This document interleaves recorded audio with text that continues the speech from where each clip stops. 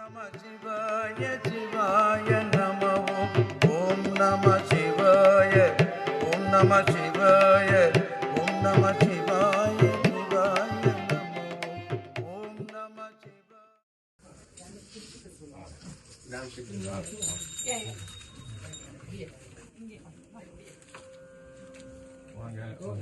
பார்வதி பதையே தென்னாடுடைய சிவனே போற்றி, நாட்டவர்க்கும் இறைவா போற்றி. சென்ற காலத்தின் பழுதிலாத்திரமும் இனி எதிர்காலத்தின் சிறப்பும் இன்று எழுந்தருளப் பெற்ற பேரு, எழுந்தருளப் பெற்ற பேரு இதனால் எற்றைக்கும் திரு அருள் உடையேன். நன்றியில் நெறியில் அழுந்திய நாடும் நற்றமிழ் வேந்தனும் உய்ந்து வென்றிகொள் திருநீற்று ஒளியினில் விளங்கும் மேன்மையும் படைத்தனம் என்பாம். தில்லை வாழ் அந்தணரும் அடியார்க்கும் அடியேன் திருநீலகண்டத்து உயவனாக்கடியேன் இல்லையே என்னாத இயற்பகைக்கும் அடியேன் இளையாந்தன் குடிமாறன் அடியார்க்கும் அடியேன் வெல்லுமாமிக வல்லவை அடியேன் விரிபொழி கொண்டையார் விரண்டடியேன் அல்லிமன் முல்லையார்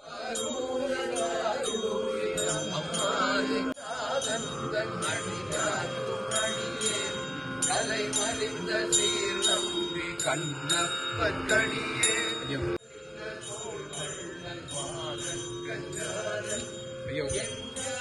பாட்டாய அடியார்க்கும் அடியேன் அலை மலிந்த புனல் மங்கை ஆராயடியே ஆரூரர் ஆரூர் அம்மாறு. திருச்சிற்றம்பலம். ஆடும் பரிவேல் அணி சேவல் என பாடும் பணியே பணியாய் அருள்வாய். தேடும் கயமா முகனை செருவில் சாடும் தனி யானை சகோதரன்.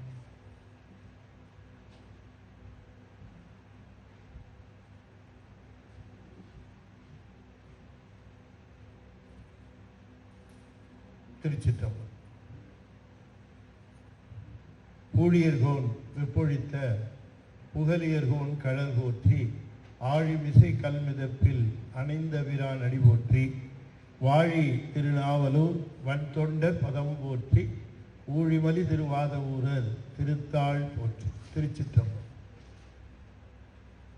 தென்னாடுடைய சிவனே போற்றி, என் நாட்டவர்க்கும் இறைவா போற்றி, ஏகம்பத்துரையந்தாய் போற்றி, பராய்த்துறை மேவிய பரனே போற்றி, சிராப்பள்ளி மேவிய சிவனே போற்றி, அண்ணாமலையம் அண்ணா போற்றி, கண்ணார முதற்கடலே போற்றி, காவாய் கனகத்திரளே போற்றி, கைலை மலையானே போற்றி போற்றி. வெற்றிவேல் முருகனுக்கு. திருச்சிற்றம்பலம். கூட்ட முடியுமா?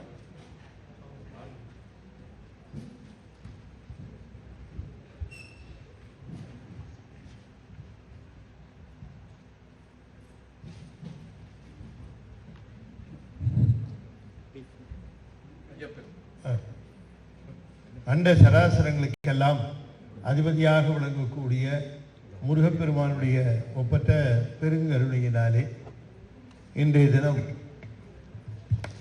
UK நகர சிவன் கோயிலிலே நாமெல்லாம் ஒன்று கூடி பெருமானுக்கு இங்கே வழிபாடு நிகழ்த்தி நால்வர் காட்டும் நன்னெறி என்கிற ஒரு தலைப்பில் சில செய்திகளை எல்லாம் சிந்திப்பதற்கு திருவருள் கூட்டியிருக்கிறது. இந்த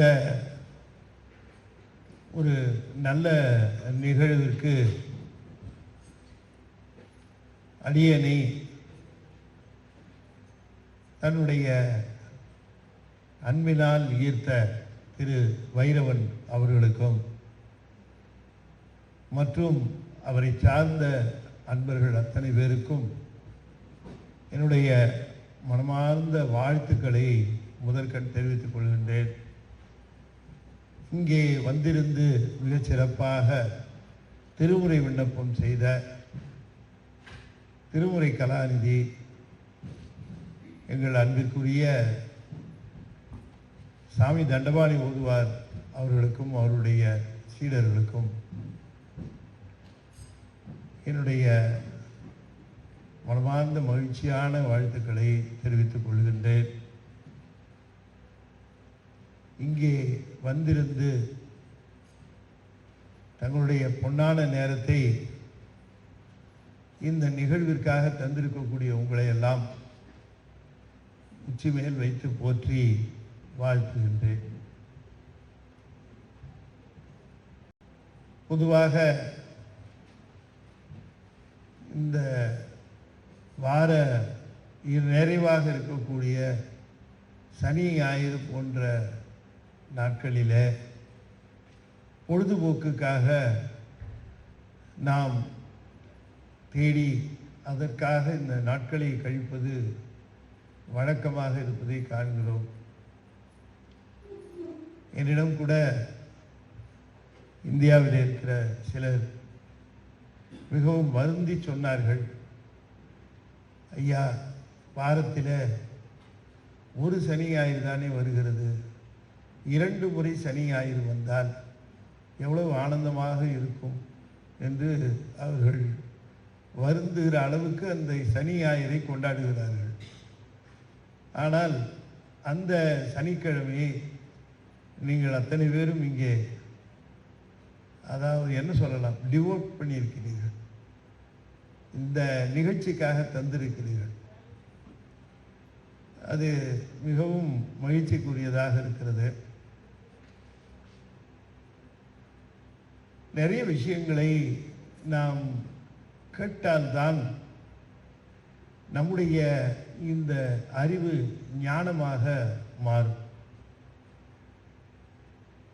இந்த அறிவு ஞானமாக மாற வேண்டும் என்று சொன்னால் அதற்கு மிக உயர்ந்த கருவியாக இருப்பது செவிதான். இந்த செவியை ஞானத்தின் வாயிலாகவும் வாசற்படியாகவும் சொல்லுவது வழக்கம். குரு உபதேசம் எங்கே நிகழ்கிறது என்று சொன்னால் செவியிலே தான் நிகழ்கிறதாக சொல்வார்கள்.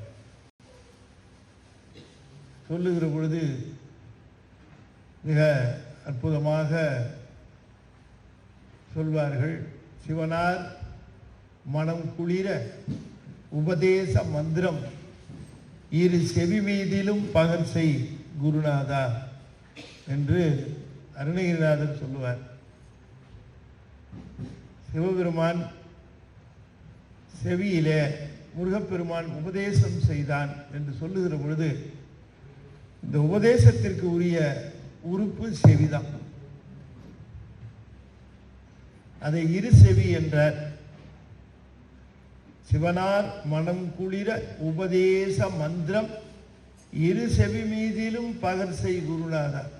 இரு செவின்னு சொன்னா 2 செவின்னு அர்த்தம் இல்லை. இருன்னா பெருமை உடையன்னு அர்த்தம். வலது செவியில தான் உபதேசம் பண்ணணும். அதனால வலது செவிக்கு இரு செவின்னு பேரு. அது பெருமையுடைய செவி அப்படின்னு பொருள். இந்த உபதேசத்துக்கு தமிழ் சொல் இருக்கு. இங்க யாருக்காவது தெரியும்னா அதை சொல்லலாம். தீக்கை இல்லையா? தீக்கை இல்லை. உபதேசத்திற்கு நேர் தமிழ் சொல்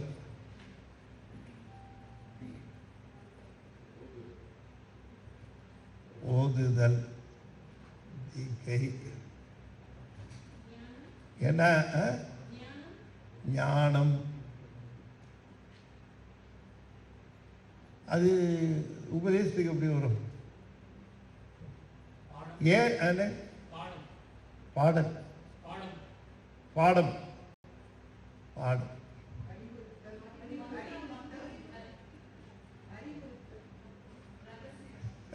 கிட்டக்க வரீங்க பாருங்க. எடுத்த உடனே உங்களை எல்லாம் இங்க கவனிக்க வச்சுட்டேன் இல்லையா? அதுக்கு தமிழ் சொல் என்னன்னா செவி அறிவுரு. இதுதான் தமிழ் சொல். இருக்கு அதை நம்ம பயன்படுத்துறதே இல்லை. உபதேசத்துக்கு தமிழ் சொல் என்னன்னா செவி அறிவுரு அப்படின்னு பேரு. அந்த பெயர்ல பாமன் சுவாமி நூல் எழுதியிருக்கிறாங்க. ஸ்ரீமத் பாமன் சுவாமிகள். செவிதான் ஞானத்தினுடைய வாயு. செவிதான் ஞானத்தினுடைய வாயு. அதுதான் ஞான செல்வத்தை தரும் என்று செல்வத்துள் செல்வம் செவி செல்வம் அச்செல்வம் செல்வத்துள் எல்லாம் தலைன்னு சொன்னார். அந்த செல்வத்தை இந்த பிரபஞ்ச செல்வமா சொன்னார் இல்ல, ஞான செல்வத்தை தான் சொல்றார். ஞான செல்வம் பெறுவதற்குரிய உறுப்பு செவி. அந்த செவிய நாம நல்ல விஷயங்களை கேட்டு அந்த செவியால பெற வேண்டிய பயனை நாம் பெற வேண்டும். கற்றலின் கேட்டல் நன்று என்று பெரியவங்க சொன்னாங்க. படிக்கிறத விட கேட்கறது. அந்த காலத்துல எல்லாம் வகுப்பு ஆசிரியர் நடத்துவார், மாணவன் கேட்டுக்கிட்டே இருக்கும். கேட்டல் அது. இப்பெல்லாம் அவனா படிச்சிடறான், புத்தகத்தை எடுத்து வச்சு. ஆசிரியர் சொல்லி தரணும் இல்லை. சில இடங்கள்ல ஆசிரியருக்கு இவனே சொல்லித்தரான். அந்த மாதிரி எல்லாம் கூத்து நடக்குது. அப்படிலாம் காலம் மாறி போச்சு இல்லைங்களா? அந்த காலத்துல இந்த குரு சீட உறவை அதனுடைய தொடக்க நிலை ஆசிரியர் மாணவன், அதுதான் குரு சீடனாக மாறும் பின்னாடி. அங்க பண்படுறது தான். ஆசிரியருக்கையும் மாணவன்கிட்டையும் இருக்கக்கூடிய உறவு அதுதான் பிற்காலத்துல குருசீட உறவாக பரிணமிக்கும். அப்படி ஆசிரியரும் சீடனுமாக இருக்கக்கூடிய அந்த நிலையில இந்த மாணவன் அந்த ஆசிரியரிடம் அவ்வளவு ஒரு பணிவாகவும் அந்யோன்யமாகவும் அவரிடம் அவன் பழகி தன்னுடைய பணிவினாலே அவர் நிறைய விஷயங்களை சொல்ல அதை கேட்பார். ஆனா இப்ப எல்லாம் ஆசிரியர் மாணவர் உறவு பார்த்தா அது முன்னதான் கல்லூரியில மோசமா இருந்தா பள்ளிக்கூடத்துல இன்னும் மோசமா இருக்கு.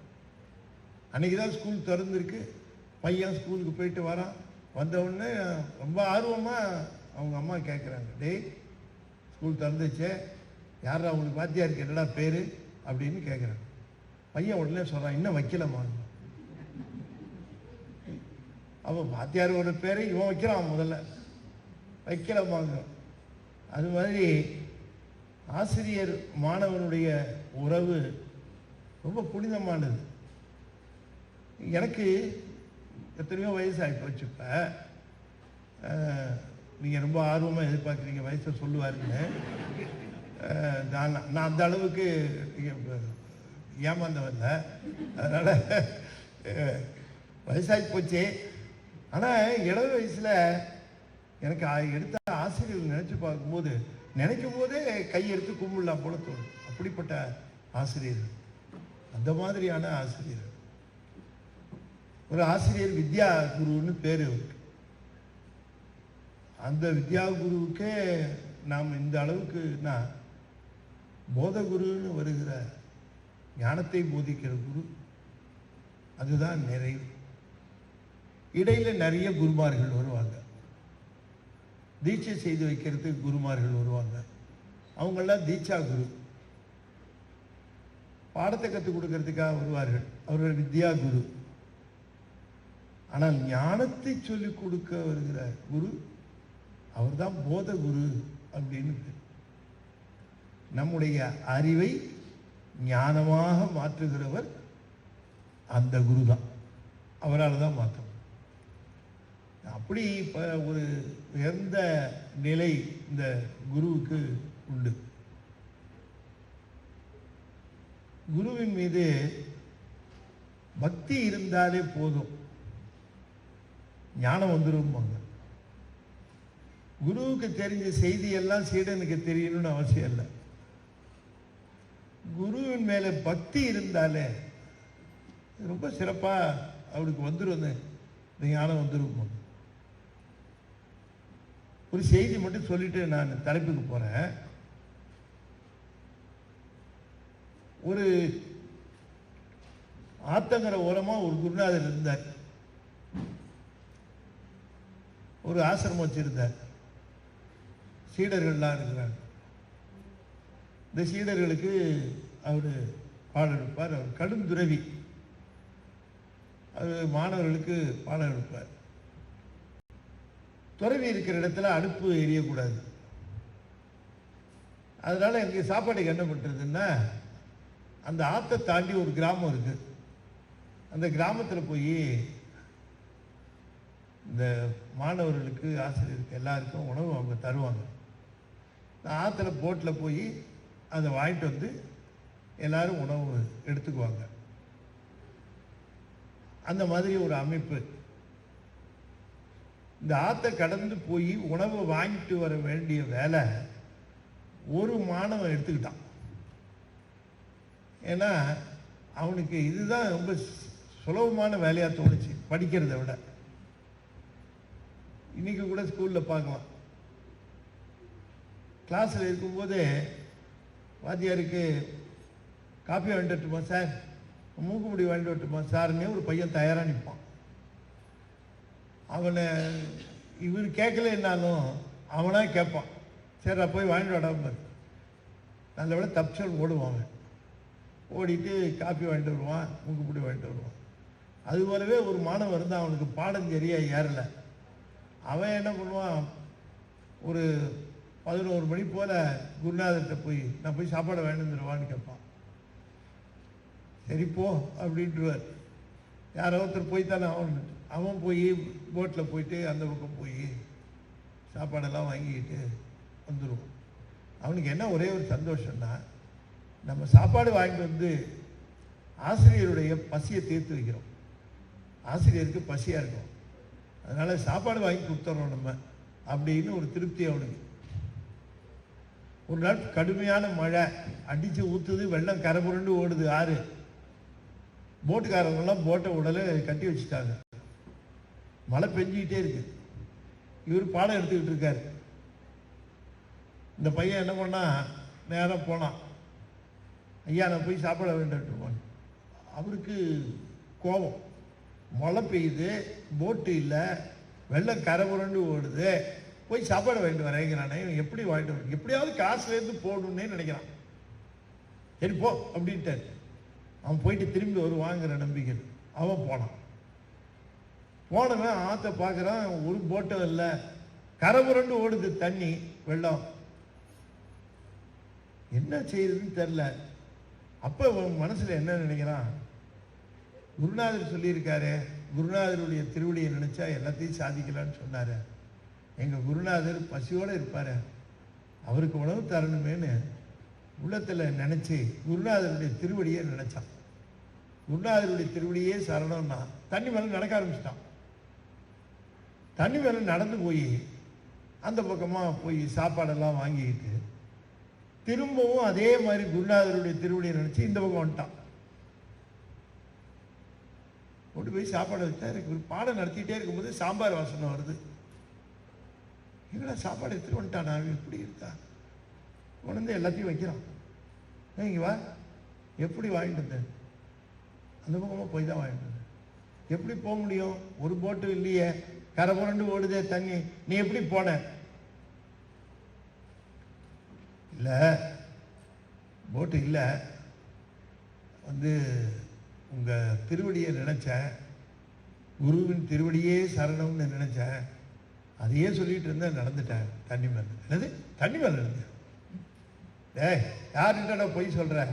இங்க வா பார்க்கலாம். இந்த பையன் ஏதாவது போட்டில் போயிட்டு வந்திருப்பான், அதுக்கிட்ட போய் சொல்றான். அவனும் கூட்டிட்டு போனான், சீடர்லாம் தொடர்றாங்க.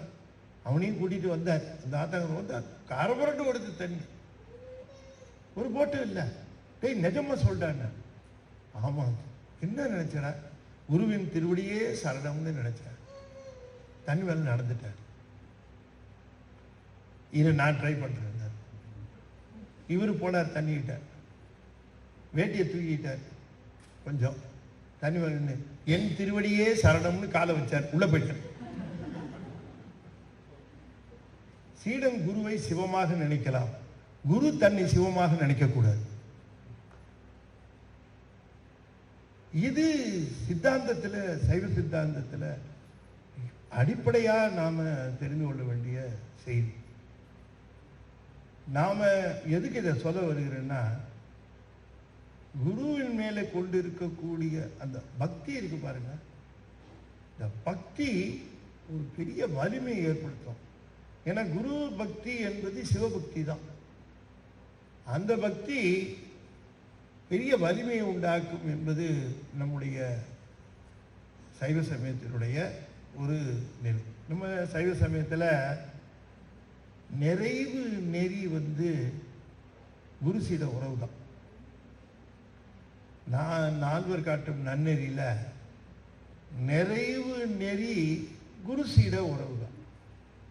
பல சமயங்களுக்கு தலைவன் தலைவி உறவு. ஆனா தலைவன் தலைவி உறவை நம்ம சைவம் ஏற்றுக்கிறது இல்லை, குருசீட உறவைத்தான் ஏற்றுக்கும். அதுக்கு பேர் தான் சன்மார்க்கம்னு பேரு. தலைவன் அடிமை அப்படின்னு சொல்லுகிற ஒரு உறவு உண்டு.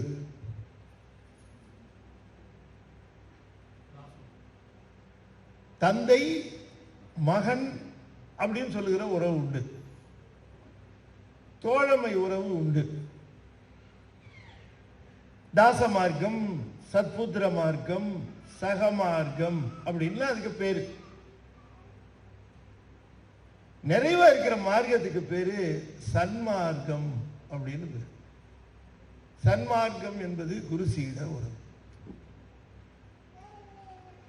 இந்த குருசீட உறவு தான் நிறைவு. ஆனால் வேறு சமயங்கள் எல்லாம் தலைவன் தலைவி உறவு சொல்லும், அது நம்ம ஏற்றுக்கிறது இல்லை. தலைவன் தலைவி உறவு ஏற்றுக்கிறது இல்லை, குருசீட உறவு தான் நம்ம ஏற்றுக்கிறோம். சைவ சித்தாந்தத்தில் சன்மார்க்கம்னு பேர். வைரவன் பேசும்பொழுது ரொம்ப அழகா சொன்னார் அந்த கருத்தை. அதனால தான் அந்த கருத்தை நான் ஹைலைட் பண்றேன். அதாவது ஞானசம்பந்த பெருமானை குருவாக ஏற்றுக்கொள்ளுதல், அப்பர் சுவாமிகளை குருவாக ஏற்றுக்கொள்ளுதல், சுந்தரமூர்த்தி சுவாமிகளை குருவாக ஏற்றுக்கொள்ளுதல், மாணிக்கவாசகரையே குருவாக ஏற்றுக்கொள்ளுதல், அப்ப அவருடைய பாடல்களை உபதேசமாக எடுத்துக்கொள்ளுதல் என்று இந்த நெறிமுறையிலே நாம் செல்லுகிற பொழுது நாம சிவத்தை நெருங்குகிறவர்களாகும். நம்முடைய நோக்கம் என்ன? நாம சிவத்தை நெருங்கணும். சிவத்தை நெருங்குவதற்கு நம்மால தனியா முடியாது. இந்த மாதிரி குருநாதரை பற்றி கொண்டு அந்த குருநெறியில போனாத்தான் நாம் சிவத்தை பற்ற முடியும். அதற்கு தான் நம்முடைய பெரியவர்கள் இந்த சிவநெறி என்று சொல்லக்கூடிய சைவ நன்னெறி. அப்ப இவர்கள் என்ன நெறியை காட்டுகிறார்கள்? அப்பர் சுவாமி சொல்லுகிறார், விறகில் தீயினன் பாலில் படுனை போல் மறைய நின்றுளன் மாமணி சோதியான்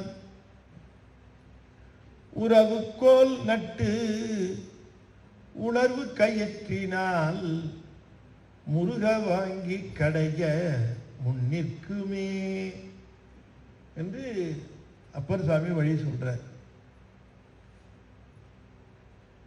விறகில் தீயினன் பாலில் படுனை போல் மறைய நின்றுடன் மாமணி சோதியான்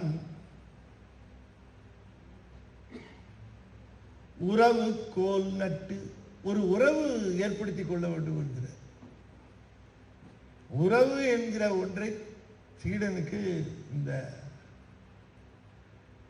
தலைவனோடு ஒரு உறவு, அது தந்தை மகன் உறவா இருக்கலாம், அல்லது தாச மார்க்கமாக இருக்கக்கூடிய தலைவன் அடிமையாக இருக்கலாம், தந்தை மகன் உறவாக இருக்கலாம். ஒரு உறவு, உறவு கோல் நட்டு உணர்வு கயிற்றினால் முருக வாங்கி கடைய முன்னிற்குமே என்று சொல்லுகிறார். சரி, இப்ப நம்ம இந்த 4 மார்க்கம் காட்டினார்கள். சரியை காட்டினார்கள், கிரியை காட்டினார்கள், யோகம் காட்டினார்கள், ஞானம் காட்டினார்கள் என்றெல்லாம் சொல்லுகிறது. ஒரு படி இவற்றிற்கெல்லாம் மேலாக ஒரு செய்தி நாம தெரிந்து கொள்ள வேண்டும். அதுக்கு தான் இன்னைக்கு நம்ம வந்திருக்கிறோம்.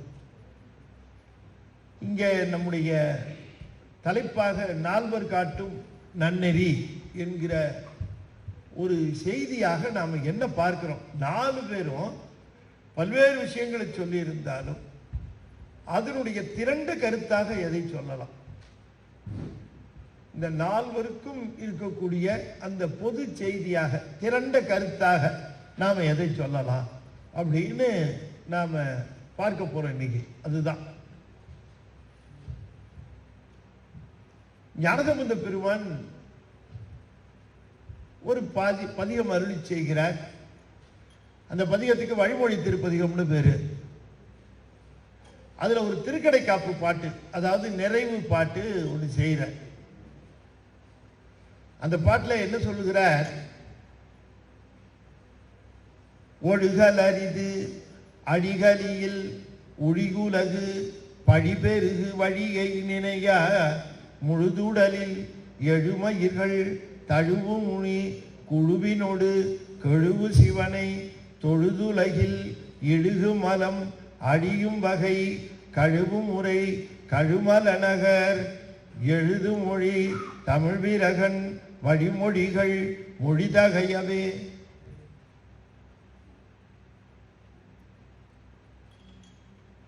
நீங்கெல்லாம் என்னை பார்க்குற விதத்திலே எனக்கு நல்லா தெரியுது.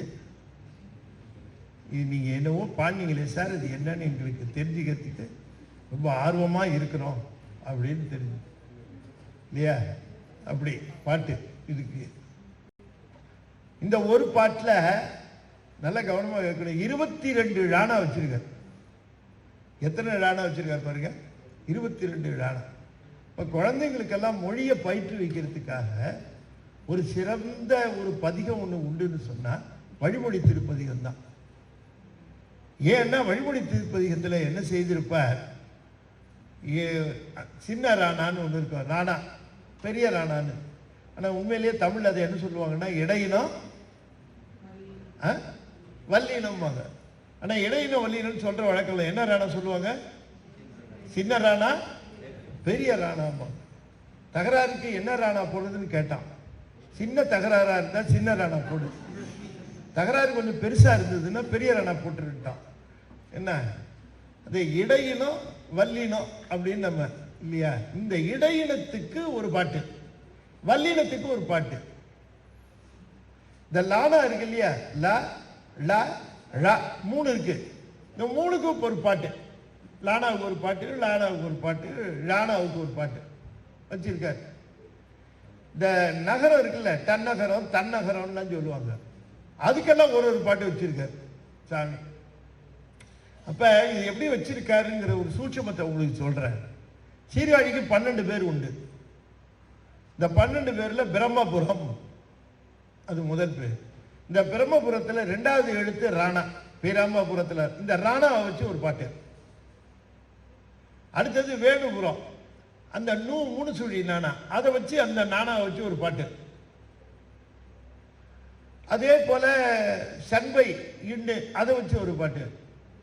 வெங்குரு ஞானா இருக்குது, வெங்குருன்னு அதை வச்சு ஒரு பாட்டு.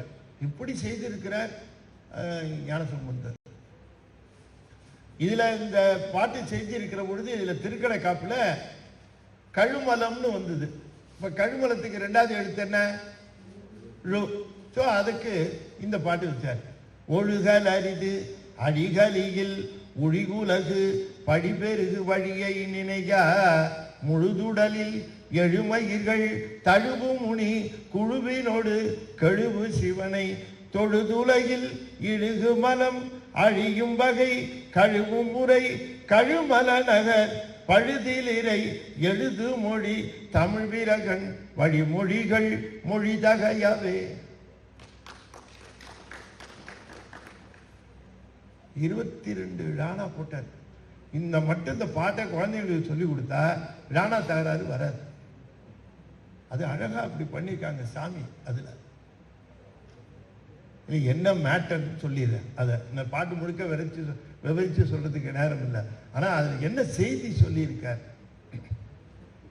சொல்ற என்னன்னா, ஒழுகல் அரிது அழிகலியில் உழி உலகு பழிப்பெருகு வழியை நினையா. காலம் போற போக்கு எதிர்காலத்துல சிவபூஜை செய்யறதுங்கிறது கஷ்டமாய் போய்விடும். யார் சொல்றா? நீங்க ஃபாலோ பண்றீங்களா இல்லையா? யார் சொல்றா? திருஞான சம்பந்தர் சொல்றார். எப்ப சொல்றாரு? 7ஆம் நூற்றாண்டு. எத்தனை நூற்றாண்டு? 7ஆம் நூற்றாண்டு. 1500 வருஷத்துக்கு 400 வருஷத்துக்கு முன்னாடி சொல்றாரு, இனிமே வர காலம் கஷ்டம்.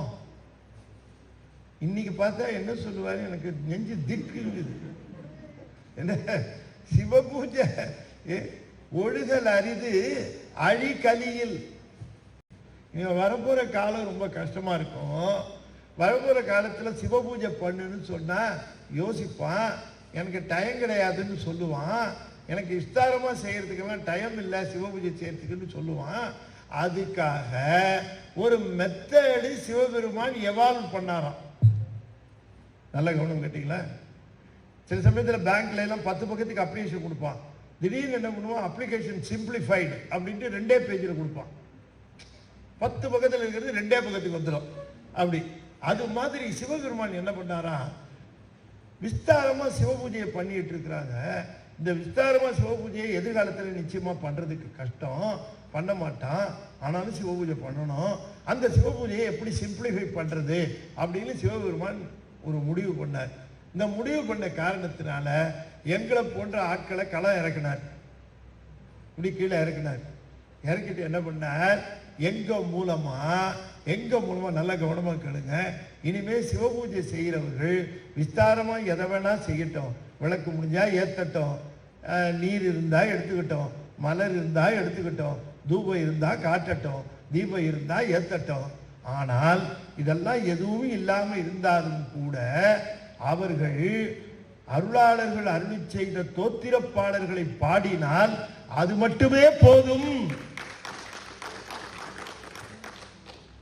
அப்படின்னு ஒரு சிஸ்டம் எவால்வ் பண்ணாராம். பாருங்க எப்படி எவ்வளவு தெளிவா சொல்லியிருக்காரு. கழுவு முறை கழுமல நகர் பழுதிலிறையினர். சிவபெருமான் என்ன செய்தார்? இனிமேல் சிவபூஜை என்பது இதுல எந்த ஐட்டம் எதாவது இருக்குதோ வச்சுக்கோங்க, இல்லைன்னா கூட பரவாயில்லை.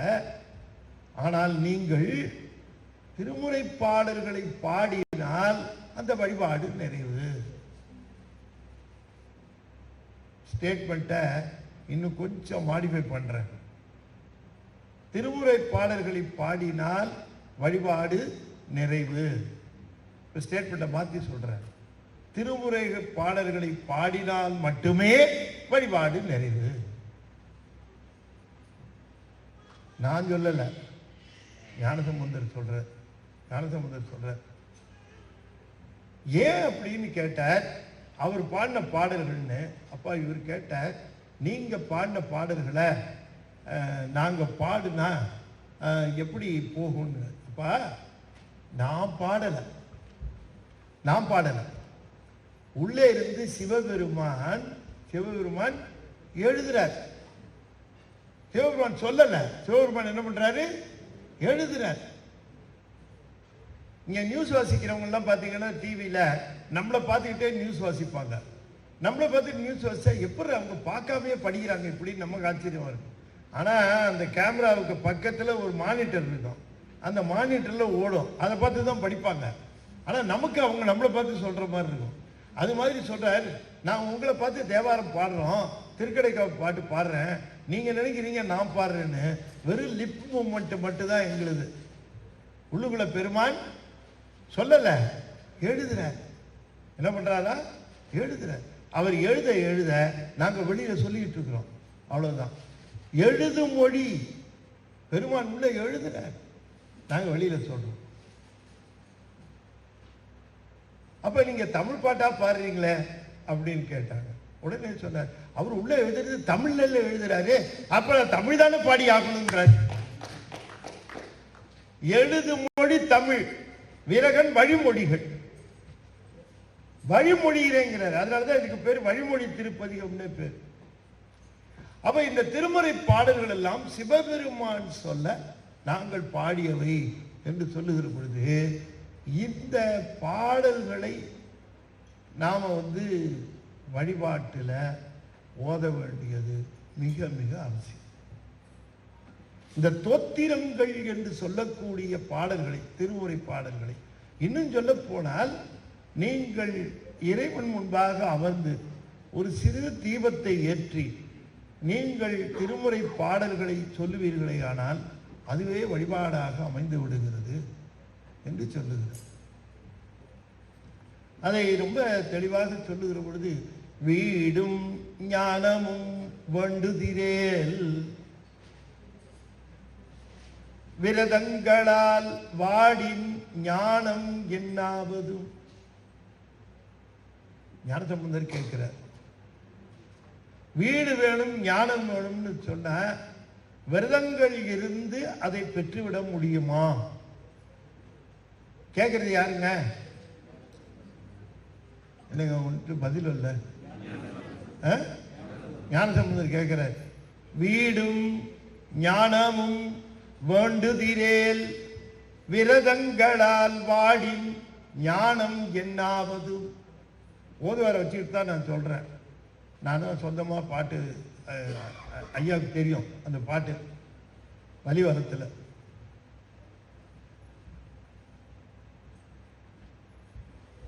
வீடு ஞானமும் வேணும்னா விரதங்களால் வாடி, விரதங்களை செய்து கொண்டு உடம்பை வாட்டிக் கொள்வதனாலே எப்படி ஞானத்தை பெற்றுவிட முடியும் கேட்கிறேன். நீ பட்டினி கிடந்தால் சிவபெருமான் மகிழ்வான் என்று யார் சொன்னது? நீ பட்டினி கிடந்தால் மகிழ்வது யாராக இருக்கும் என்றால் உன்னுடைய வீட்டுக்காரம்மா. இன்னைக்கு சமையல் செய்யறது மிச்சம்,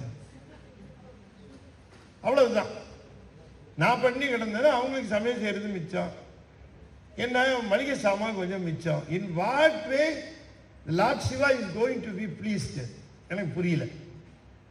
அவர் எப்படி மகிழ்விக்க முடியும் நான் பட்டி கிடந்தேன்?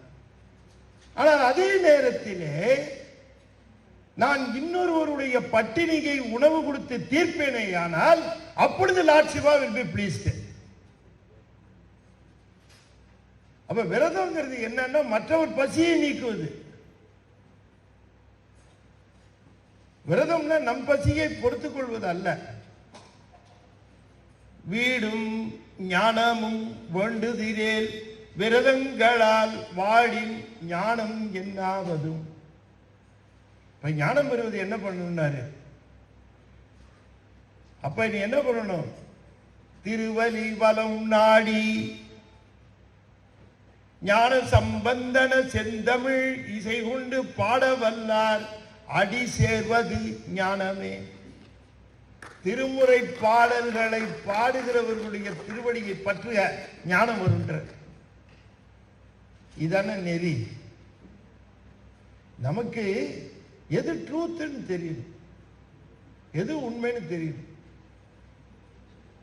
அதுல ரொம்ப தெளிவாக சொல்லுகிறார், நாம் நம்முடைய வாயை திறந்து தோத்திர பாடல்களை சொல்ல வேண்டும். நம்முடைய வாயினாலே தோத்திர பாடல்களை சொல்ல வேண்டும். ஐயா எனக்கு இசை தெரியாது, பரவாயில்ல. இசை தெரியாதுங்கிற காரணத்துக்காக இப்போ நான் எல்லாருக்கும் இசை தெரியும்னு சொல்ல முடியாது, கற்றுக்கலாம். இருந்தாலும் எல்லாரும் எங்கள் தண்டபாணி ஐயா ஓதுவார் மாதிரி பாட முடியுமா எல்லாரும்? இல்லை தர்மபுரம் சாமிநாதன் மாதிரி பாட முடியுமா? திருத்தணி சாமிநாதன் இல்லை, 18,000 பாட்டு பாடி வச்சு. இப்போ நீங்கள் சொல்லுங்க, அவர் வீட்டில் காலையில் வேலைக்கு போகிறார், அவர் ஒருத்தர் வீட்டுக்கு போகிறார், காலை வேலைக்கு போகிறார். கிளம்புற நேரத்தில் ஒரு டிவியில் ஜெயஸ்தாஸ் பாட்டு போடுறாங்க, உட்காந்து சாப்பிட்டுக்கிட்டே கேட்குறாரு. ஜெயஸ்தாஸ் பாட்டு அற்புதமாக இருக்குது, கேட்குறது ரொம்ப அருமையாக இருக்குது. கேட்டுட்டு போயிட்டார், ஆஃபீஸ் போயிட்டார். சாயந்தரமா திரும்பி வந்தார். திரும்பி வந்தா உள்ள கைகாலெல்லாம் வந்துட்டு வந்தா அவருடைய ஒரு 6 வயசு பையன், 5 வயசு பையன், அவன் காலையில அந்த ஜேசாஸ் டிவியில பாடினார்ல அந்த பாட்டை பாடுறான், அந்த பாட்டை பாடுறான். இப்ப அப்பாவுக்கு எப்படி இருக்கு நீங்க சொல்லுங்க? ஏண்டா காலையிலேயே ஜேசாஸ் நல்லா பாட்டாரு, நீ எதுக்குள்ள பாடுற அப்படின்னு கேட்பாரா? இந்த பையன் பாடுறதை கேட்டுட்டு ஆஹா என்னமா பாடுறாயா நம்ம பையன், எதிர்காலத்தில் எஸ்பிபியா வருவானோ? பக்கத்து வீட்டுக்காரர் தான் சொல்லுவான், காக்கா மாதிரி கத்துது எஸ்பிபியா அப்படின்னு. ஆனா எவ்வளவு மகிழ்ச்சி, காலையில டிவியில ஜேசாஸ் பாடும் பொழுது கேட்ட மகிழ்ச்சியை விட சாயந்தரம் தாம் புள்ள அந்த பாட்டை பாடும்போது ஏற்படுற மகிழ்ச்சி அதிகம். அதே போல ஞானசம்பந்த தேவாரத்தை பாடும் பொழுது கேட்ட சிவபெருமானுக்கு ஏற்பட்ட மகிழ்ச்சியை விட நாம போய் நின்று அதே தேவாரத்தை பாடுனா மகிழ்ச்சி பன்மடங்கு அதிகமா இருக்கும். என்னமா பாடுறாயா நம்ம பையன், அப்படிதான் ப்ளீஸ் ஆவாரு தவிர நான் இப்படி பாடுறேனே அதை ஏத்துக்குவாரா? கொஞ்சம் கூட கவலைப்படாது. அழித்து பிறக்க ஒட்டா அயில் வேலன் கவியை அன்பால் எழுத்து பிழையற கற்கிண்டிலி. அழித்து பிறக்க ஒட்டா அயில் வேலன் கவியை, கந்தர் அலங்காரம். அழித்து பிறக்க ஒட்டா அயில் வேலன் கவியை அன்பால் எழுத்து பிழையற கற்கிண்டிலி. திருப்புகழ முருகனுக்கு முன்னால் நீ பாடலையே, பாட வேண்டாமா? நான் பாட வேண்டாமான்னு கேட்கிறேன். நம்ம எம பயம் கிடையாது, நீ திருப்புகழ் பாடுன்னு சொன்னா ஐயா எனக்கு திருப்புகழ் பாட தெரியாதே, சந்தம் தெரியாதே, தாளம் தெரியாதே. இங்க பார், அதெல்லாம் யாரு கேட்டா?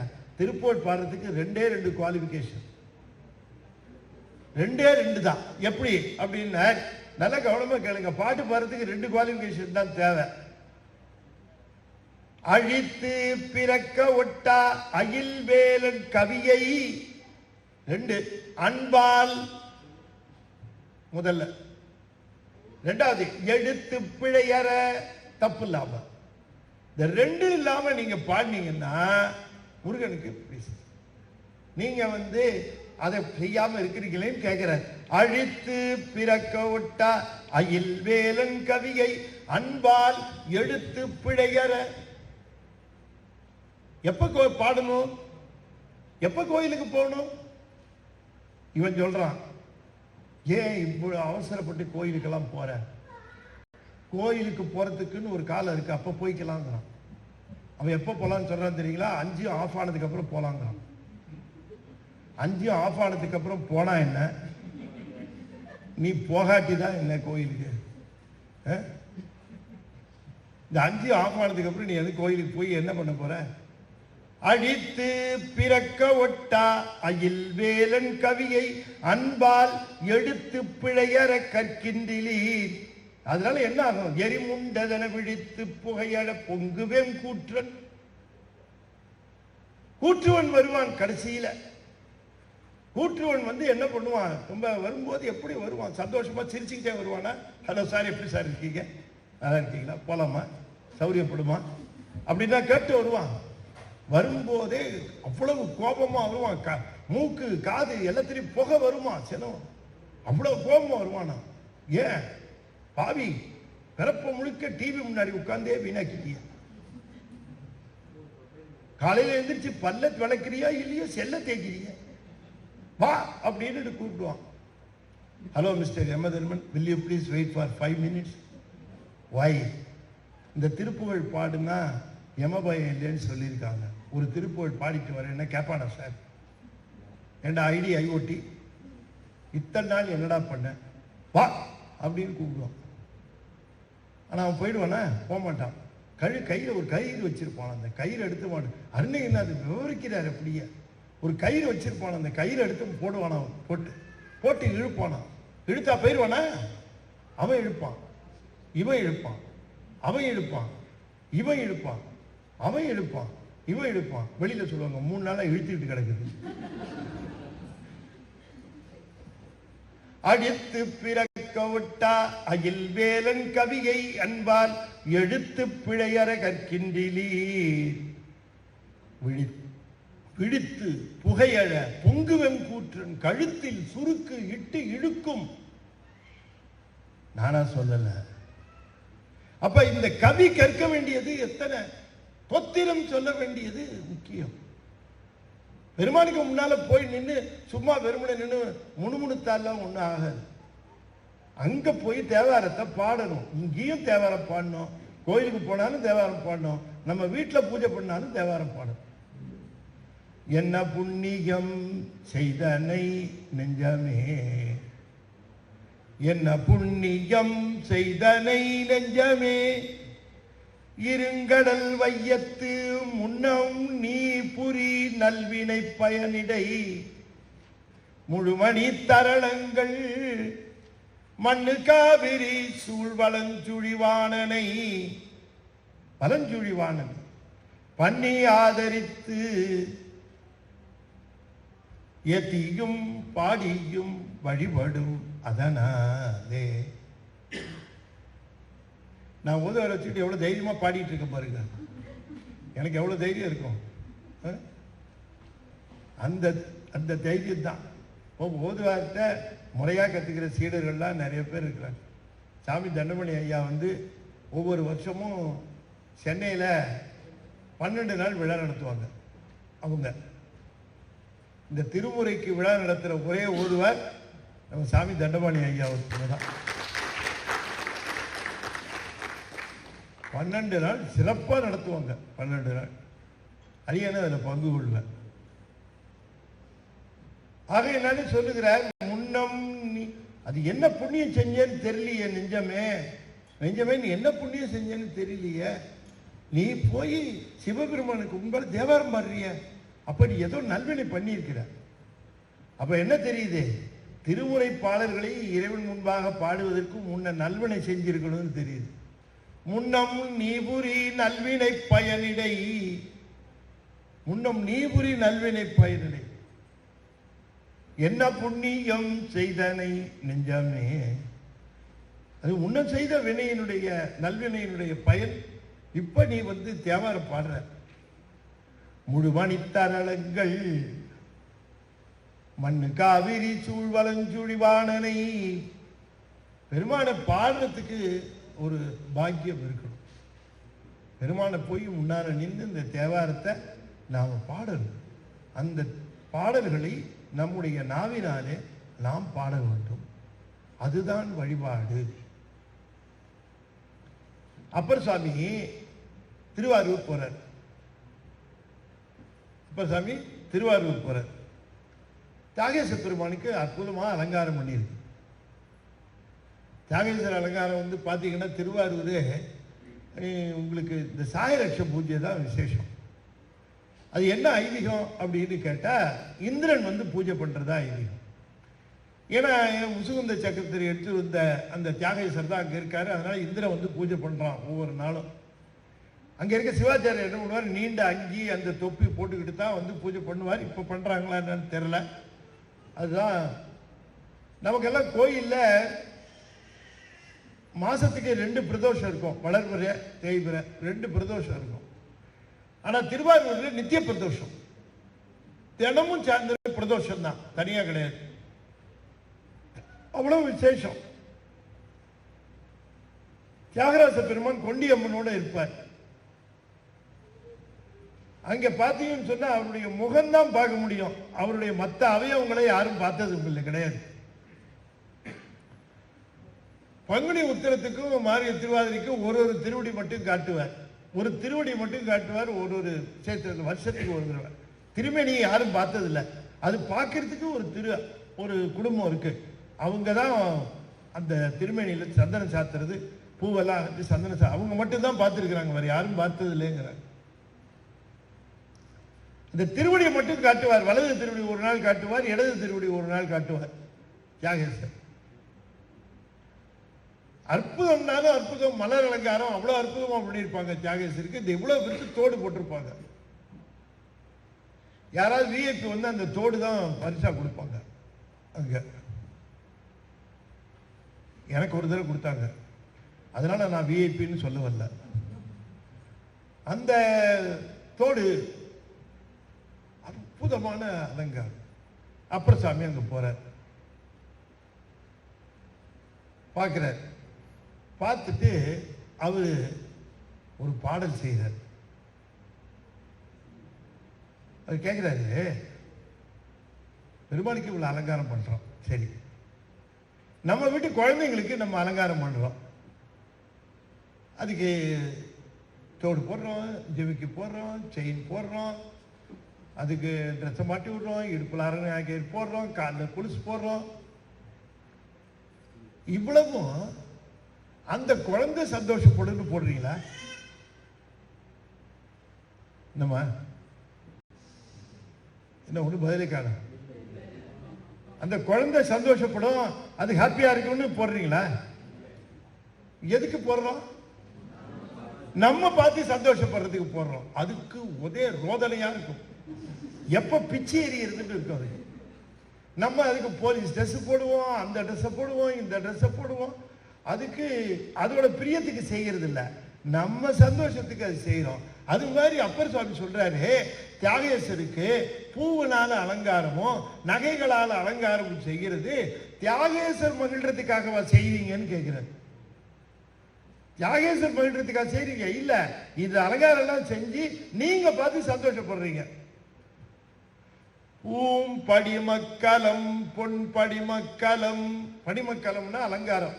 பூம் படிமக்கலம் பூவினால அலங்காரம். பூம் படிமக்கலம் பொன் படிமக்கலம் பொன்னால அலங்காரம், பூவினால அலங்காரம். இப்படி பல்வேறு விதமான அலங்காரங்கள் தியாகேசரை செய்து வைத்திருக்கிறீர்கள்.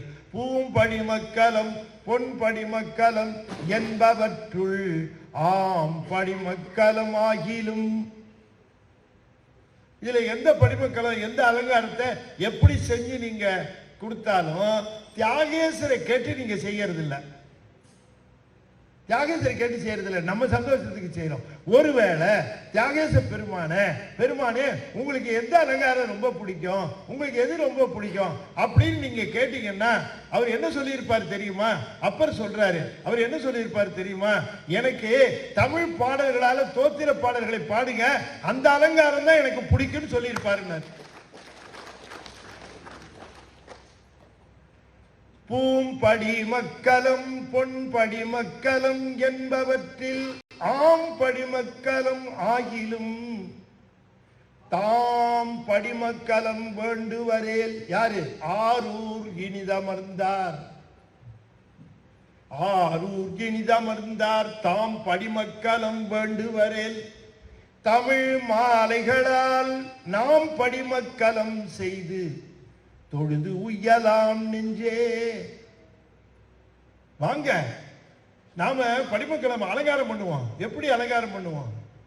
படிமக்கலம் என்று சொல்லுவது அலங்காரம் எப்படி பண்ணுவோம்? நாம தமிழ் மாலைகளால அவருக்கு அலங்காரம் பண்ணுவோம். வாங்க, தோத்திர பாடல்களால செய்வோம். இப்ப நடராஜர் இருக்கிறார், அவர்கிட்ட போய் ஒன்றி இருந்து நினை மீன்கள் உந்தமக்கு ஊனமில்லை, கன்றிய காலனை காலால் கடிந்தான் அடியவர்க்காக சென்று தொடுமின்கள் சிற்றம்பலத்துள் நட்டம் என்று வந்தாய் என்னும் எம்பெருமாண்டன் திருக்குறிப்பே. நாம சன்னதிக்கு போறோம், சிவபெருமானை பார்க்கிறோம், கோயில்ல போறோம், நம்ம வழிபாடு செய்யறோம். நம்ம ஆனா அங்க போய் பாட்டு அவருக்கு தோத்திரமா ஏதாவது சொல்றோமா? அதுக்கு தான் ஓதுவார் இருக்காரே சார்பாங்க. ஓதுவார் அந்த வழிபாட்டு காலத்துல பூஜா காலத்துல பாடுவார். அவர் எங்க பாட விடுறாங்க எங்க ஊர்ல 12 பாட்டும் பாடுற காலம்லாம் இருந்தது. ஒவ்வொரு வழிபாட்டு காலத்துலேயும் 12 பாட்டும் பாடுவாங்க. முதல் திருமுறை, 2ஆம் திருமுறை, 3ஆம் திருமுறை, 4ஆம் திருமுறை, அதில் 12 பாட்டு பாடி கடைசியில் அம்பாளுக்கு ஒரு பாட்டு பாடி அப்புறம் ஒரு திருப்புகழ் பாடி நீ பாடினாங்க இல்லையா ஐயா, அது மாதிரி பாடுவாங்க ஒவ்வொரு காலம். கடைசியில் இந்த பூஜையை சுருக்கணுன்ட்டு என்ன பண்ணிட்டாங்க, இப்போ என்ன புராணம், பஞ்சபுராணம், 5 பாட்டு. இந்த 5 பாட்டுனால அதுக்கு பஞ்சபுராணம்னு பேர்ல இல்லை, 12 பாட்டு 5ஆ சுருங்கினதுனால பஞ்சம் வந்ததுனால பஞ்சபாட்டு, அதுக்கு பஞ்சபுராணம்னு பேர். நான் அப்படிதான் சொல்லுவேன், பஞ்சபுராணம்னா திருமுறைக்கு வந்த பஞ்சம். 5 பாட்டு, இந்த 5 பாட்டையும் எங்க பாட விடுறாங்க. அந்த 5ஆவது பாட்டு வரவுலையே கிணி பண்ணி அடிக்கிறாங்க. நாங்களாம் கண்கூடாதானே பார்க்கணும். ஆனால் இந்த 5 பாட்டுக்காக தான் உட்கார்ந்துருக்கிறான் சிவபெருமான். அதை அவங்க உணர்றது இல்லை, நம்ம சொன்னாலும் தெரிஞ்சுக்கிறது. இந்த திருமுறை பாடல்களை கேட்டு வாங்கினாரே சிவபெருமான், நமக்கு அர்ச்சனை பாட்டே ஆகும் ஆதலால் மண்மேல் நம்மை சொற்றமிழ் பாடுக என்றார் தூமரை பாடும் வாயார். மண்மேல் நம்மை சொற்றமிழ் பாடுக என்றார். சுந்தரா, உனக்கு என்ன வேலை, நீ என் மேல பாட்டு பாடு பாடு அப்படின்னார். பாடுனார். அப்ப பெருமானை இவரு பாடல்களை பாடுவதற்காக, இந்த பாடல்களை பெறுவதற்காக பெருமான் ஏங்கினார். சிவபெருமான் சுந்தரர் திருவதிகைன்னு ஒரு ஊருக்கு போகிறார். அதிக வீரட்டானம்னு பேரு, பன்ருட்டிக்கு பக்கத்துல இருக்கு. இங்க போனவங்க இருக்காங்களா? ஐயா மட்டும் தான் போயிருக்காரு. அப்ப நான் சௌரியப்படி சொல்லலாம். பன்ருட்டி பகுதியில் இருக்க திரு அதிக வீரட்டானம்னு பேரு. அந்த ஊருக்கு வருகிறார்.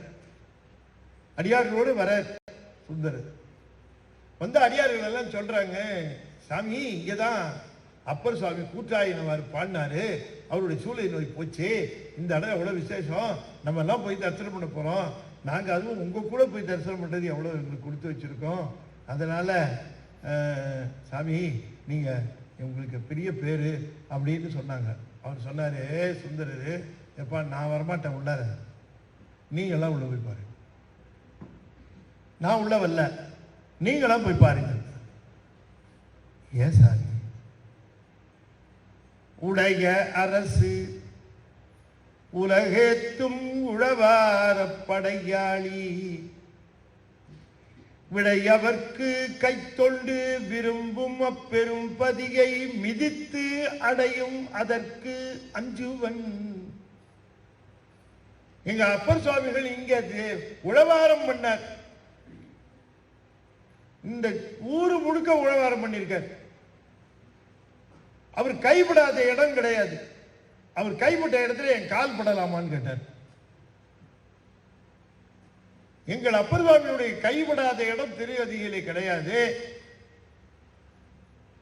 அந்த இடத்துல என் கால் படலாமா? நான் மதிக்கலப்பா, எனக்கு கூச்சமா இருக்கு காலு, நீங்க போயிட்டு வந்துருங்க. சித்தவட மடம் புகுந்தார். அங்க ஒரு மடம் இருந்தது, உள்ள போயிட்டார். சரி, இவங்க எல்லாம் போனாங்க, எல்லாரும் வழிபாடு செய்தார்கள், திரும்பி வந்தாங்க. வந்துட்டு சொன்னாங்க, சாமியை பார்த்தவங்க அப்படின்னாங்க. எல்லாரும் படுத்தாங்க. சாமியும் படுத்துட்டார் அங்கேயே. நாளை காலையில பயணத்தை தொடரலாம். தலை முழுக்க வெயிட்டா இருக்கிற மாதிரி இருந்தது. திடீர்னு யாருக்கு? படுத்துட்டு இருந்த சாமி தலை வெயிட்டா இருக்கிற மாதிரி. என்னடா தலை வெயிட்டா இருக்கேன்னு முடிச்சு பார்த்தா ஒரு கிழம் அந்த பக்கமா படுத்து காலை தூக்கி தலைமையில வச்சிருக்கு. உடனே அவர் என்ன பண்ணார், இந்த காலை அப்படி நவுத்தி விட்டுட்டு எஞ்சி உட்கார்ந்தார். உட்கார்ந்த உடனே அந்த கிழம் அப்படி பார்த்து, உங்க கால் என் தலைமையில இருக்கியா அப்படின்னு. அவர் சொன்னாரப்பா, வயசான காலம், எனக்கு தெரியல, இடம் தெரியல, அதனால கொஞ்சம் பொறுத்துக்கப்பா. சரி அப்படின்ட்டு ஒரு வாரமாக போய் படுத்துட்டேன். அந்த கிழத்தை தொந்தரவு பண்ண வேணான்ட்டு ஒரு வாரமாக போய் படுத்தேன். கொஞ்ச நாள் ஆகிருக்கும், கண்ணு அசந்தது, திரும்பவும் தலை வெயிட்டா இருக்கு. நம்ம தலைகணம் போய் ரொம்ப நாள் ஆச்சு, ஏன் தலை கனமா இருக்குன்னு நினைக்கிறேன். திரும்பவும் தலைய வெயிட்டா இருக்குன்னு பார்த்தா அதே கிழம், அதே கால் உண்டூர்னு வந்துருச்சா? அது எப்படி நம்ம தலையோ பார்த்தே காலை வைக்குது? இத்தனை பேர் படுத்திருக்காங்க. ஏச்சு உட்கார்ந்த இங்கு பல்காலும் என்னை மிதித்தீர் யாவிற்கு வீருந்தார். என்ன பல தடவை காலில் மிதிச்சிட்டு இருக்கே, யார் அடியுது அப்படின்னார். எம்மை அறிந்திலையோ அப்படின்னார். ரெஷவாரூடரா காட்சி கொடுத்து மறைஞ்சு விட்டார். வந்தவர் திருவதிகை வீரட்டானேஸ்வரர். எவ்வளவு ஆற்றாமா! ஐயோ சாமி, நீங்க வந்து கால் வச்சீங்களா? அப்படியே பிடிச்சிருக்க வேண்டாமா அந்த காலை? ஒரு தடவைக்கு 2 தடவை வச்சீங்களா? தம்மானை அறியாத சாதியார் உளரே சடை மேற்கொள் பிறையானை விடை மேற்கொள் விகிர்தன் கைமாவின் உரியானை கரிகாட்டில் ஆடல் உடையானை விடையானை எம்மான் தன் அடிக்கொண்டன் முடிமேல் வைத்திடும் என்னும் ஆசையால் வாழ்கின்ற அறிவிலா நாயேன் எம்மானை எரிகடில வடவீரட்டானத்து உறைவானை இறை போதும் இகழ்வன் போல் யானே. எங்க பெருமாள் வந்திருக்கிறார், திருவடி எடுத்து வச்சிருக்கிறார், திருவடி எடுத்து வச்சிருக்கிறார், தள்ளி விட்டுருக்க தேடி வந்து 2 தடவை தலையில வைக்கிறார். எதையோ சாமி ஒரு தடவை 2 தடவை செய்வார். சிவபெருமான் சுந்தரர் எல்லாம் 2 அடி எடுத்து கொடுத்தது 2, கோலம் 2, மறையவர் கோலம், அதே நேரத்தில் அரச கோலம். அப்பா அம்மா 2, சடையனார் இசைஞானியார் நரசிங்க முனையாரையார். வாகனம் 2, குதிரை நாகப்பட்டினத்தில், வெள்ளை யானை கடைசியில. நீங்க இப்பெல்லாம் நினைச்சுக்கிட்டே இருக்கீங்களா? சொல்லுவாரா சொல்லுவாரா? அதுவும் 2. அப்படி இருக்கும்போது தூது போறது 2. இப்ப திருவடி எடுத்து வைக்கிறார் பாருங்க, அதுவும் 2 தடவை. தம்மானை அறியாத சாதியார் உளரே சடை மேற்கொள் பிறையானை விடை மேற்கொள் விகிர்தன் கைமாவின் உரியானை கரிகாட்டில் ஆடல் உடையானை விடையானை எம்மான் தன் அடிக்கொண்டன் முடிமேல் வைத்திடும் என்னும் ஆசையால் வாழ்கின்ற அறிவிலா நாயேன். எனக்கு இதை படிச்ச உடனே கொஞ்சம் சந்தேகம் வந்தது. நாயேன் ஓகே, அறிவிலா நாயேன்னாரு ஏன்னு யோசிச்சு பார்த்தேன். நாயின்னு சொன்னா சரி ஓகே, அறிவு கட்ட நாய்ங்கிறார், ஏன் அப்படி சொல்றாருன்னு யோசிச்சிருக்கேன். அதாவது ஒரு கம்பெனியில் மாறுவேஷ போட்டி நடந்துதான். அதில் இருந்தவங்க எல்லாம் மாறுவேஷம் போட்டு அந்த விழாவில் ஆண்டு விழாவில் காட்டியிருக்காங்க. ஒவ்வொருத்தரும் ஒவ்வொரு வேஷம் போட்டிருக்காங்க. அதில் அந்த கம்பெனி மேனேஜரு முகமூடி கொள்ளைக்கார மாதிரி வேஷம் போட்டு வந்திருக்காரு. நல்ல கருப்பு அங்கி, கருப்பு ட்ரெஸ்ஸு, கருப்பு முகமூடி, கண்ணு மட்டும் தெரிகிற மாதிரி ஒரு முகமூடி ட்ரெஸ் போட்டு வந்தார். பரிசு அவர் தான் தட்டின்னு போனார். ஃபர்ஸ்ட் ப்ரைஸ் அவருக்கு கொடுத்துட்டாங்க. முகமூடி கொள்ளைக்கார போட்டு வேஷம் ரொம்ப பொருத்தமாக இருக்கு. இவர் பரிசு வாங்கிட்டார். வாங்கினா கூட இவருக்கு என்ன மனசுன்னா, ஊரில் 1000 பேர் பாராட்டினாலும் மனைவி பாராட்டுறது மாதிரி ஆகுமா? அவங்ககிட்ட பாராட்டு வாங்கணும்னு நினைச்சார். அதனால காஸ்டியூமை கழட்டாம அப்படியே காரை டிரைவ் பண்ணிட்டு வந்தார். வந்து என்ன பண்ணார், வீட்டுக்கு வர்றதுக்கு முன்னாடி கொஞ்சம் தூரத்திலே காரை அப்படி நிறுத்திவிட்டு மெதுவாக போய் வீட்டுக்குள்ள போய் காரு அந்த கதவை தட்டினார். அந்த அம்மா வந்து திறந்தது. திறந்த உடனே ஆடிச்சு. கத்துனா குத்துவேன், நீ குத்துனா நான் கத்துவேன், போகலார. அம்மா நடுக்கிட்டு, ஐயோ என்ன ஒன்றும் பண்ணிடாத, என்ன ஒன்றும் பண்ணிடாது, எல்லா காசும் அவர் தான் வச்சிருக்கிறாரு, அடி பாவி பெட்ரோலுக்கே உன்கிட்ட கெஞ்சி கூத்தாடி வாங்கிட்டு எல்லா காசும் அவர்கிட்ட இருக்குன்னு சொல்றீங்க, எவ்வளவு போகலார. இந்த அம்மா நடுக்கிக்கிட்டே போகுது. இவருக்கு பார்க்க பார்க்க ஏக குஷி. ஏன்னா பொண்டாட்டி பையன் அவர் பார்த்ததே இல்லை. அது போகல இப்படி பயந்துகிட்டே போச்சு. உட்கார். நடுங்கிக்கிட்டே உட்கார்றாங்க அம்மா. பரவாயில்ல, நம்ம வேஷம் தப்பிச்சுக்கிச்சு நினைச்சேன். இந்த நேரம் பார்த்து மாடியிலேருந்து இவங்க வளர்த்த நாய் இருந்தது பாருங்க, அது கிறுக்கிறுக்கிறுக்குன்னு இறங்கி படியில் வந்து இந்த அம்மாவுக்கு உயிர் வந்தது. நல்ல வேலை நம்ம நாய் வந்தது. திருடனை ஓடி போய் கவ்வி பிடிச்சி கடிச்சு ஆளு நினைச்சிட்டு இருந்தாங்க. இந்த நாய் என்ன பண்ணிச்சு, நேரம் ஓடி வந்து பக்கத்தில் நின்றுக்கிட்டு சுற்றி சுற்றி வந்து 2 காலையும் வச்சுட்டு நக்க ஆரம்பிச்சிருச்சு. இந்த அம்மாவுக்கு சந்தேகம் வந்துருச்சு, என்னது நாய் இவ்வளோ அந்யோன்யமா பழகுதுன்னா அப்போ வந்து எங்க எங்க உடனே ஒரு வசதி வழி ஆரம்பிச்சுட்டேன் நான் தான் அப்படின்னு. இப்ப இந்த அம்மா கண்ணை வச்சு கண்டுபிடிக்காதத நாய் கண்டுபிடிச்சிருச்சு. நாய் கண்ணை நம்பாது, மோப்ப சக்தியை தான் நம்பும். மாறு வேஷம் போட்டாலும் தன்னுடைய தலைவனை மோப்ப சக்தி வச்சு நாய் கண்டுபிடிச்சிரும்.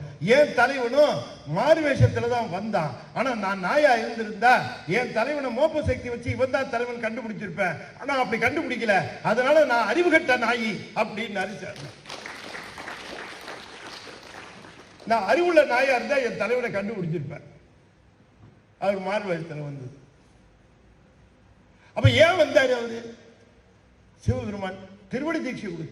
அவர்கிட்ட அவர் உள்ள வரல, திருவதிக்குள்ள வரல. வரலன்னா ஒரு பதிகம் கிடைக்காது. அதை எப்படி மிஸ் பண்றது? அந்த பதிகத்தை விட்டு வாங்கி ஆகணுமே, இந்த பதிகத்தை வாங்கி ஆகணுமே. இப்ப பாருங்க, திருவதிகை தாண்டி பதிகம் வந்துருச்சு. அவர் கோயிலுக்கு முன்னால, சிவபெருமான் கோயிலுக்குள்ள போய் பாடல, சிவபெருமானுக்கு முன்னாலதான் பாடினார். ஆனால் சித்தவட படத்துல தான் பாடினார்.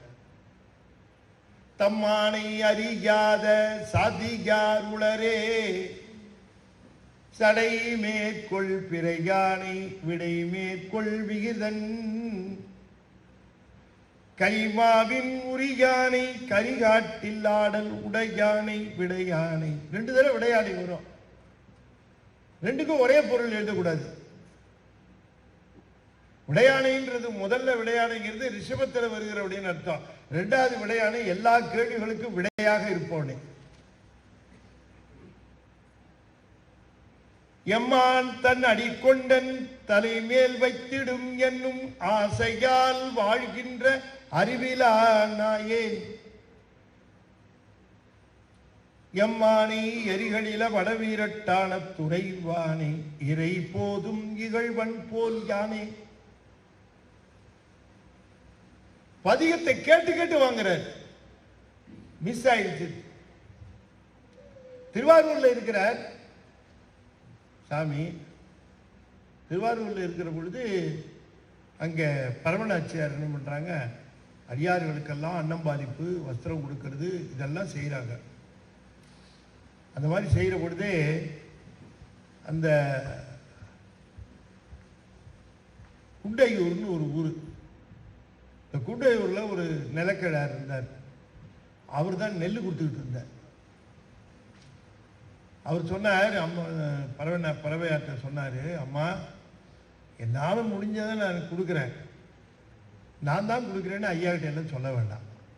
சில பேர் டொனேஷன் கொடுத்தா என் பேரை சொல்லாதீங்கம்பாங்க. அது மாதிரி அது சொல்லாதீங்க அப்படின்னு. சரிங்க ஏன்ட்டாங்க. ஒவ்வொரு அறுவடை அப்பையும் அந்த நெல்லை அனுப்பிச்சி விடுவார். அந்த அம்மையார் அனுப்புவாங்க, வரும்.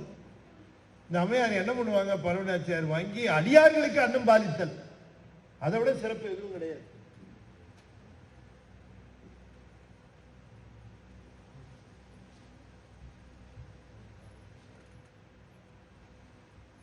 ஒரு சமயம் பஞ்சம் வந்துருச்சு. பஞ்சம் வந்த உடனே நெல் கொடுக்க முடியல. இவருக்கு நெல் கொடுக்க முடியலையே, அறுவடை இல்லையே, நெல் இல்லையே, கொடுக்க முடியலையே நினைச்சு இவர் கண்ணீர் வடிக்கிறார். நாம பட்டினி கிடைக்கிறது பரவாயில்ல, சுந்தரமூர்த்தி சுவாமிகள் நம்முடைய நெல்லை நம்பித்தானே இருக்கிறார், நெல் கிடைக்கலன்னா என்ன பண்ணுவார் அப்படின்னு நினைச்சிட்டு வருந்துறார். அப்ப என்ன பண்ற, கண்ணீர் விட்டுக்கிட்டு ஒன்றும் சாப்பிடாம வெறுந்தரையில படுக்கிறார். அப்படி வெறுந்தரையில படுக்கிற போது கனவுல சிவபெருமான் வருகிறார். சிவபெருமான் சொல்றாரு, நான் சுந்தரனுக்கு நெல் தரேன், நீ சேர்த்துரு அப்படின்ட்டார். நீ கவலைப்படாத, சுந்தரனுக்கு நான் நெல் தரேன் அப்படின்னார். விழிச்சிட்டு பார்த்தார். பார்த்தா அவ்வளோ நெல். நெல்லுன்னா எங்க பார்த்தாலும் நெல்லு.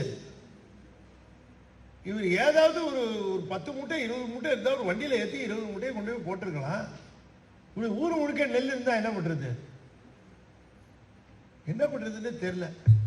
பார்த்தார், இதை நம்ம கொண்டு போய் எல்லாம் சேர்க்க முடியாது, அந்த அளவுக்கு இல்லை, இது இவ்வளவு அதிகமா இருக்கு என்று சொல்லிட்டு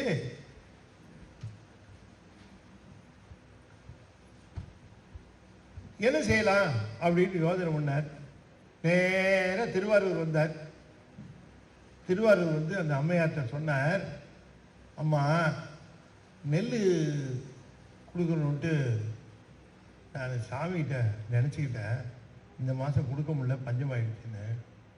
ஆனால் சாமி வந்து நம்ம சுந்தரபுத்த சாமிகளுக்கு நெல் கொடுத்துட்டாரு, அதை கொண்டு வந்து சேர்க்கலாம், திருவாரூருக்கு கொண்டாடலாம் அப்படின்னு பார்த்தா, திருக்கோயிலிருந்து கொண்டாந்து சேர்க்கலான்னு பார்த்தா முடியாது போல இருக்குமா, அவ்வளோ நெல் கொடுத்துட்டாரு, அவ்வளோ நெல்லாக இருக்குது, நான் எப்படிமா கொண்டாந்து சேர்ப்பேன், ஐயா கிட்ட சொல்லி இதை கொண்டு வரதுக்கு ஏதாவது ஏற்பாடு பண்ணுமான்னு சொல்லிட்டு ஓடிட்டார். உடனே இந்த அம்மையார் என்ன பண்ணாங்க, சுந்தரமுத்து சாமிகளை பார்த்து, சாமியே ஒரு விஷயம், என்ன 2 minutes, சாமி ஒரு விஷயம் என்ன, குண்டையூர்ல கிழார் ஒருத்தர் இருக்கார், குண்டையூர் கிழார், நிலக்கிழார் ஒருத்தர் இருக்கார், அவர் தான் நமக்கு நெல் கொடுத்துட்டு இருக்கார், சாப்பிட்றதுக்கு அடியார்களுக்கு அன்னம் பாலிக்கிறதுக்கெல்லாம் அவர் தான் கொடுத்துட்டு இருக்கார். அப்படியா? எனக்கு தெரியவே தெரியாதே, சொல்லவே இல்லையே நீ. அவர் தான் சொல்ல வேணான்னு சொன்னாரு, அதனால நான் சொல்லலை. இப்போ ஏன் சொல்றேன்னு, அவர் தான் சொல்ல சொன்னாரு, சொல்றேன்னு. என்ன விஷயம்னு கேட்டார். ஒன்றும் இல்லை, நெல் கொடுக்க முடியலன்ட்டாரு. இதை பரவாயில்ல, கொடுக்க முடியலன்னா விட்டுரு அப்படின்னார். இல்லை இல்லை, கொடுக்க முடியலன்னு கவலைப்பட்டாராம். சாமி வந்து உங்களுக்கு நெல் கொடுத்துருக்காராம். அப்புறம் என்ன பிரச்சனை தீர்ந்து போச்சு, விட்டுருனாரு. இங்கே கொடுக்கல, அங்க கொடுத்துருக்காரு கோழியில. சரி, குழந்தைக்கு சேர்க்க வேண்டியது தானே, சேர்க்கிற அளவுக்கு கொடுக்கல, சேர்க்கிற அளவுக்கு கொடுக்கல. ஆமா, அவ்வளவு இருக்குதான், அதை எடுத்துட்டு வர்றதுக்கு என்ன பண்றதுன்னு கேட்கிறேன், இதை எடுத்துட்டு வரதுக்கு என்ன பண்றதுன்னு கேட்கிறேன். அவ்வளவு இருக்குது நெல். அதனால உங்ககிட்ட சொல்றாரு, அந்த நெல்லெல்லாம் எடுத்துட்டு வரணுமா, அது 1 மணி நெல்லு கூட எடுக்க முடியாது. ஏன்னா இதெல்லாம் சிவன் சொத்து, சிவன் சொத்து குலநாசம், சிவனடியார் சொத்து அதை விட, ஆகையினால இது ஒன்றும் எடுக்க முடியாது, ஜாக்கிரதையாக கொண்டு சேர்க்கணும்னு விரும்புகிறார். சுந்தரமுத்து யோசனை பண்ணார், இவர் ஒரு வேலையும் ஒழுங்காக செய்ய மாட்டாரா, நெல் கொடுக்கணும்னா எனக்கு தானே கொடுக்கணும், நேராக திருவாரூர் டெலிவரி பண்ண வேண்டியதுதான். நீ திருவாரூர் டெலிவரி பண்ணாமா, அங்கே பண்ணிட்டு இந்த வரேன் அப்படின்னு கிளம்புனார். என்ன பண்ணாருன்னு ஒரு சின்ன பிரேக்குக்கு அப்புறம் பார்ப்போம்.